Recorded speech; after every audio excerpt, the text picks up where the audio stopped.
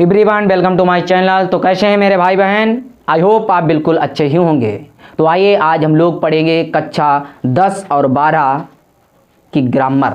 कक्षा 10 और 12 की ग्रामर, जिसमें हमारा टॉपिक होगा डायरेक्ट एंड इनडायरेक्ट, जो आपके कक्षा 10 में भी प्रयोग होगा और 12 में प्रयोग होगा, जो हर वर्ष आपके 2 नंबर में पूछे जाते हैं, डायरेक्ट एंड इनडायरेक्ट। तो डायरेक्ट इनडायरेक्ट को हम नरेशन भी कह सकते हैं। क्या कह सकते हैं? नरेशन। नरेशन होता क्या है ये आप समझ लीजिए। नरेशन क्या होता है? दो लोगों की बातें सुनकर अगर तीसरा आदमी किसी और को बताए तो उसे हम नरेशन कहते हैं। इसे आप चुगली करना भी कह सकते हैं।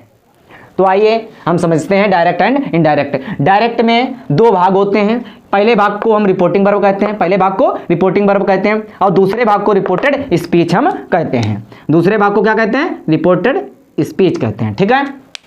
अगर आपकी रिपोर्टिंग वर्ब प्रेजेंट या फ्यूचर टेंस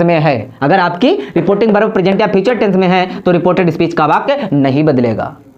और अगर आपकी रिपोर्टिंग वर्ब पास्ट में है तो रिपोर्टेड स्पीच का वाक्य बदलेगा। याद कर लीजिए, अगर आपका रिपोर्टिंग वर्ब पास्ट में है तो रिपोर्टेड स्पीच का वाक्य बदलेगा। लेकिन एक अपवाद है। अपवाद क्या है? अगर इधर यानी रिपोर्टेड स्पीच के वाक्य में सामान्यतः सत्य बात, ऐतिहासिक तथ्य और आदत, कहावत आदि प्रकट होती हो, तब हम रिपोर्टेड स्पीच का वाक्य नहीं बदलेंगे, चाहे बेशक ही रिपोर्टिंग वर्ब का वाक्य आपका पास्ट में हो। ठीक है। तो ये आपके 3 नियम हैं। दूसरी बात, अब आते हैं हम इधर वाला वाक्य। अगर इधर रिपोर्टिंग वर्ब का वाक्य पास्ट में है तो इसको हम बदलेंगे कैसे?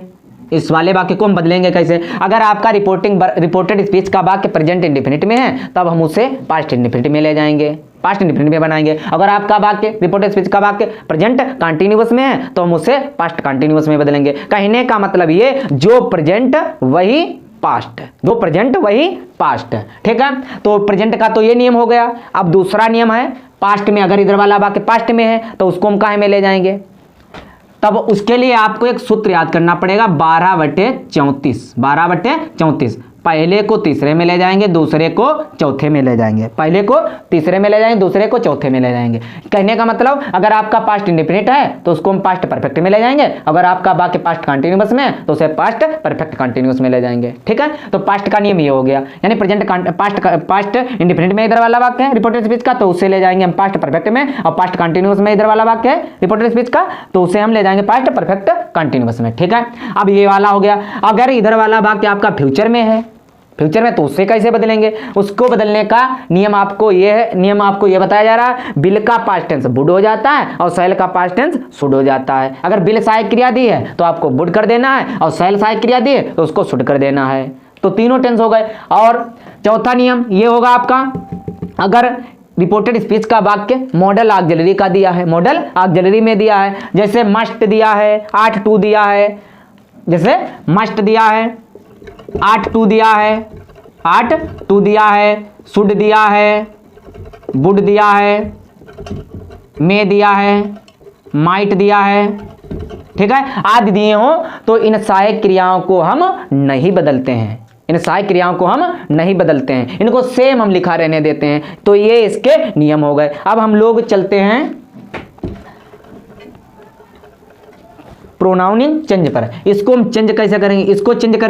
इसको चेंज किया जाता है। इसको चेंज करने के लिए आपको एक सूत्र याद करना पड़ेगा, सन/123। अगर यहां पर आपका कर्ता फर्स्ट पर्सन का है तो उसको हम चेंज करेंगे सब्जेक्ट के अनुसार। किसके अनुसार चेंज करें? एक का मतलब फर्स्ट, 2 का मतलब सेकंड, 3 का मतलब थर्ड।